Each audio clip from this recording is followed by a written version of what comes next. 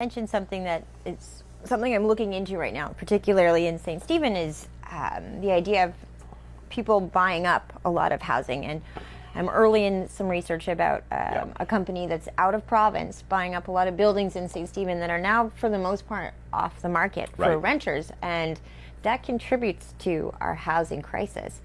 There's so many factors at play. But what can we do in cases like that when we look at how popular the Maritimes became in the pandemic?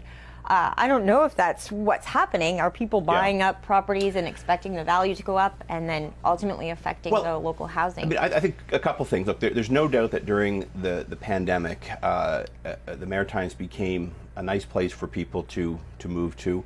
I've noticed people who have moved here from other provinces, notably Ontario. Now, most of these people have moved here, bought a home, moved in.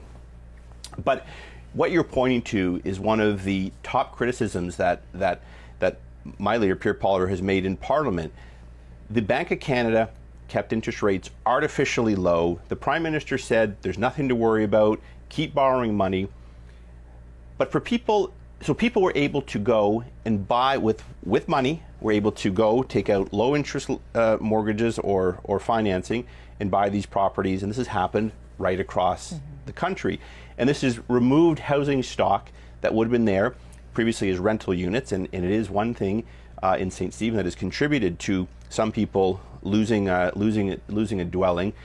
But across the country, it's also contributed to these homes being purchased by larger businesses that have taken them off the market for younger Canadians. So prices have gone up. Now interest rates are through the roof, and it's a real problem. And I suspect these are these are investors. I don't know exactly who you're talking about, but we're seeing more investment dollars going into housing, and housing coming off the market or being used as rental as opposed to being available for young families to buy. The system is broken, and we need to fix it.